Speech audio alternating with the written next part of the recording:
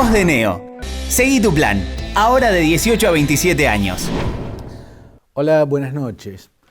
Alberto Fernández y el presidente de Perú, Pedro Castillo, tienen algo en común: haber ocupado la candidatura que los hizo presidente por designación de otros líderes, ¿no? Haber accedido a la presidencia por decisión de otros líderes, lo que de algún modo los lleva a deberle el cargo, de algún modo, a otros líderes. No son los primeros ni serán los últimos.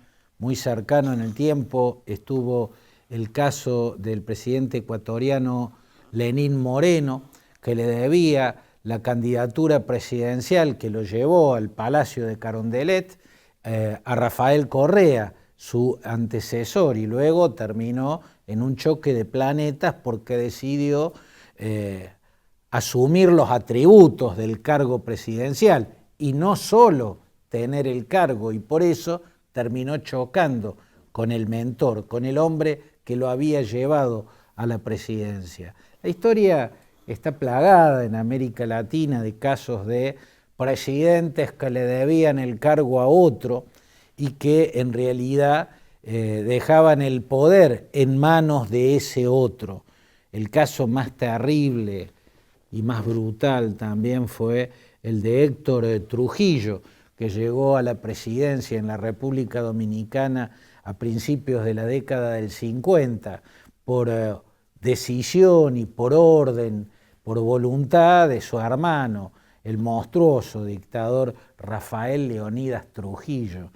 Todos los que visitaban en el despacho presidencial a Héctor Trujillo sabían que era un pusilánime, alguien que posaba de presidente y que tenía ese cargo, pero no tenía el poder. Incluso se cuentan historias bochornosas de gente que iba y le denunciaba a Leónidas Trujillo, a Rafael Leónidas Trujillo, el verdadero déspota, el verdadero dueño del poder, que su hermano, el presidente, había cometido tal o cual error. Y Rafael Trujillo iba y lo abochornaba, lo humillaba, retándolo a su hermano, el presidente, adelante de otros. Pero no todos los casos llevan a esas situaciones indignas y bochornosas. Hay muchos en los cuales la convivencia es armónica, es respetuosa, es civilizada. Pero hoy hay dos casos claramente. El de Alberto Fernández, que llegó a la presidencia a través de una candidatura que no hubiera podido ocupar de no haber mediado la decisión de Cristina Fernández de Kirchner, o sea, que llegó a la presidencia porque esa fue la decisión de Cristina Fernández de Kirchner. Y el otro caso es Pedro Castillo, el presidente de Perú, un docente y sindicalista docente, un maestro rural, que había pertenecido a un partido de centro, incluso se puede decir de centro derecha, el partido Perú Posible del expresidente y economista liberal Alejandro Toledo, pero que en la última elección presidencial encontró una candidatura que le ofrecieron, ¿no? Y a esa candidatura se le ofreció Vladimir Cerrón, el líder del partido Perú Libre, un partido marxista, leninista y mariateguista, ¿no? Por José Carlos Mariátegui, un intelectual brillante y uno de los impulsores del pensamiento comunista, del pensamiento marxista, en Perú en particular y en América Latina. Bueno, ese partido marxista llamado Perú Libre y su líder y fundador, Vladimir Cerrón, lo hicieron candidato a Pedro Castillo. Cerrón no podía ser el candidato porque había sido gobernador del departamento de Junín, tuvo unos juicios por corrupción en su función gubernamental, salió culpable y por ende regían sobre él impedimentos de postularse y de ejercer la función pública. El hecho es que le dieron la candidatura a Pedro Castillo y Pedro Castillo terminó ganando la elección, algo que parecía improbable. Pedro Castillo era prácticamente un desconocido, salvo en el ámbito del sindicalismo docente, donde había cobrado cierta celebridad, como el sindicalista que en el 2017 le hizo el paro más largo de los docentes, a quien en ese momento era presidente del Perú, Pedro Pablo Kuczynski. La cuestión es que ni Pedro Castillo por sí solo, ni el partido Perú Libre por sí solo, era un partido más vale regional, ¿no? Y no un partido nacional, ninguno hubiera podido ganar la elección. Diría que el partido Perú Libre tuvo suerte en encontrar a Pedro Castillo porque, siendo un maestro rural y con esa imagen humilde que tiene y esa campaña que hizo con un lápiz prometiendo poner todo el esfuerzo en el campo de la educación, bueno, lo convirtió en la figura que canalizó los votos anti-Fujimori, porque en realidad ganó porque al balotaje lo perdió la controversial Keiko Fujimori, pero no es que ganó con los votos de Perú Libre, una parte de los votos fueron de Perú Libre, sin Perú Libre él no podría haber sido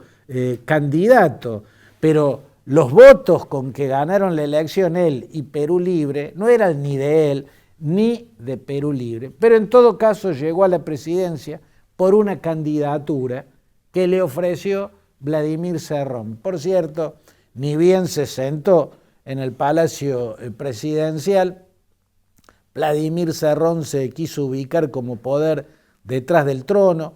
Perú Libre, este partido marxista que lo tuvo de candidato, diseñó el gabinete de ministros, le nombraron todos los ministros.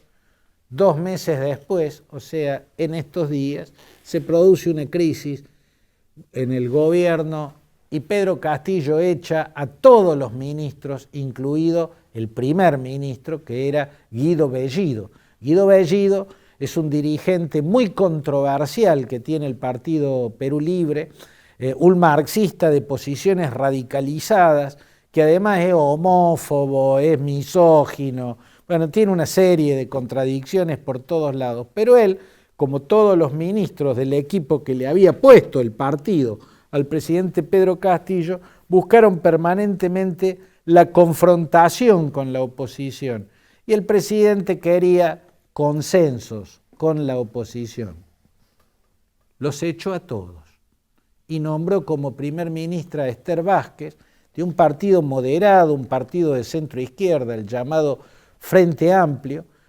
Creó con ella un gobierno más moderado, más de centro, y dice que de ahora en más, con ese gobierno moderado y esa primer ministra de centro izquierda moderada, va a apostar al diálogo y al consenso. Por cierto, Perú Libre puso el grito en el cielo, lo acusó de traidor y de haber cedido y convertido en una marioneta de lo que ellos llaman los poderes fácticos, ¿no? El poder financiero, el poder de las grandes corporaciones mineras y otros poderes empresariales. Se verá cómo termina esta batalla. Lo que hasta ahora ocurrió es que a ese presidente que quisieron convertir en títere porque le habían dado la candidatura, bueno, se le dio por emanciparse y produjo la ruptura.